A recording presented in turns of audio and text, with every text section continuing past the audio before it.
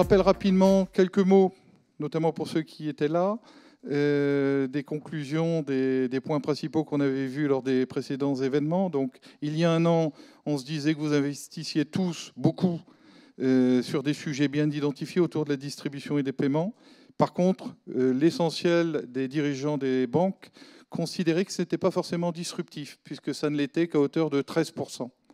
Ça a évolué depuis, puisque lors de l'événement suivant, on s'est rendu compte qu'il y avait un impact de plus en plus important des data, du big data, du cloud qui devient de plus en plus célèbre, hein, déjà il y a quelques mois, qui trouve justement une matérialisation, au point qu'on se retrouve aujourd'hui, avec notre partenaire Amazon, justement à centrer sur la question du cloud public, qui permet en fait de bénéficier d'enseignements, puisque maintenant il y a une expérience par rapport à ce qu'on voyait il y a un an, des expériences très volontaires et très stratégiques, qui fait qu'on va justement pouvoir schématiser ces transformations, qu'on est un peu à cadre de référence durant nos échanges.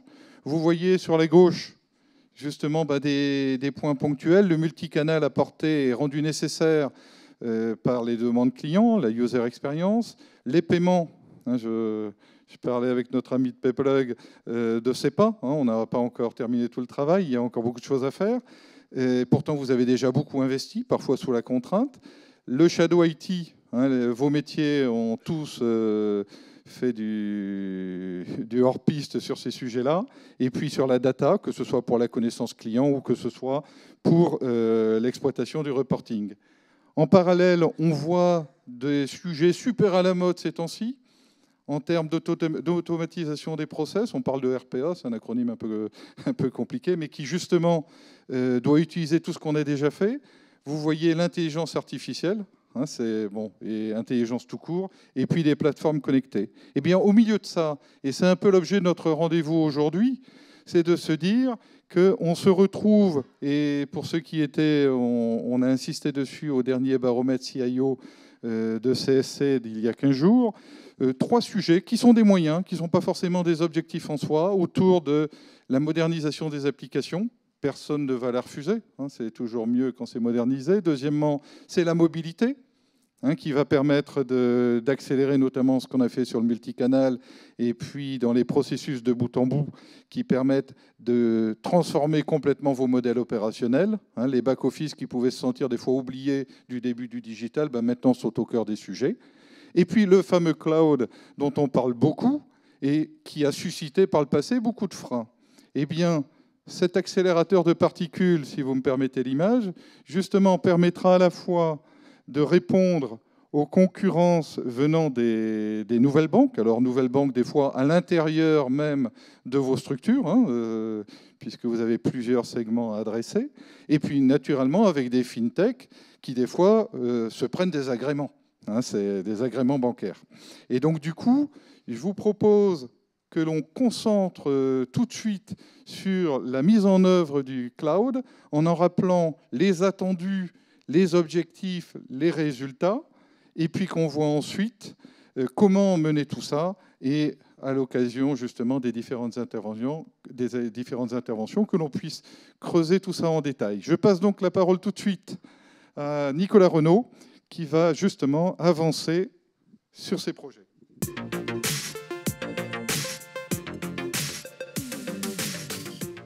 Bonjour à tous, je suis donc Nicolas Renaud, je suis en charge de l'activité cloud pour CSC, pour la région. Alors, on l'a compris, la question, elle n'est plus à savoir si on doit aller en cloud, mais plutôt comment.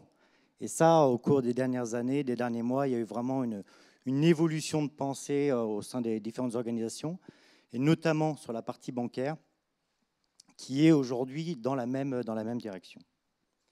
Alors, les différents enjeux qu'on a pu constater, et vous les connaissez, c'est la réduction des coûts, la réduction massive des coûts d'infrastructure, donc au niveau des réseaux, au niveau des serveurs, l'agilité dans les projets de bout en bout, donc ça c'est extrêmement théorique, mais globalement où tout le monde est conscient des différents enjeux qu'on peut avoir autour de ça. La réduction du go-to-market, donc comment je vais accélérer la mise sur le marché d'un certain nombre de nouveaux produits que le business va me demander. Et puis la systématisation du collaboratif. Alors, dans la maturation à plusieurs niveaux. D'une part, la réglementation. Alors, la BCE, globalement, ne met pas beaucoup d'accélérateurs dans ces différents environnements. C'est plutôt un frein aujourd'hui que vous pouvez constater dans le milieu bancaire. Mais vous avez commencé à comprendre de mieux en mieux comment tout ça évoluait. La sécurité, vous en faites un sujet à part entière et vous avez missionné les équipes sécurité dans vos différents environnements. La gouvernance, vous avez structuré un certain nombre de projets chez vous, donc l'activité cloud, en fonction des niveaux de maturité des uns et des autres. Je vois dans la salle des niveaux d'organisation un peu différents, mais l'organisation, vous avez mis en place une gouvernance très spécifique sur les démarches de cloud pour un certain nombre de personnes d'entre vous. Et puis, repenser les services IT devient clairement un driver, un moteur dans l'évolution de votre organisation. Alors, pourquoi ? Globalement, vous avez clairement des attentes aujourd'hui de votre business sur lequel l'IT a des difficultés à répondre. Donc ça, vous avez travaillé, vous devez redorer un peu le blason de l'organisation IT au niveau du business. Les nouveaux partenaires, donc on va en parler, ça fait partie des différents sujets qui sont à l'ordre du jour, les fintech notamment. L'innovation, alors on va d'un côté faire des réductions budgétaires, et puis cette réduction budgétaire a pour objectif de développer l'innovation. Et ça fait partie des grands accélérateurs. La réduction de l'IT, certes, mais pour développer l'innovation, c'est aujourd'hui le driver qu'on constate au sein des différentes organisations qu'on peut accompagner. Et puis, l'évolution des business models, d'un modèle extrêmement legacy à un modèle beaucoup plus flexible, réactif qu'on peut avoir aujourd'hui.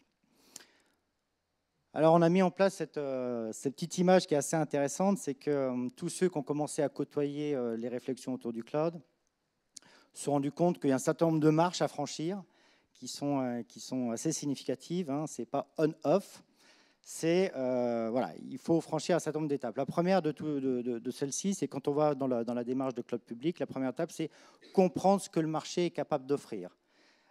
Les acteurs du cloud public ne manquent pas d'innovation. Amazon, en parlera un peu après, a fait encore un certain nombre d'annonces récemment.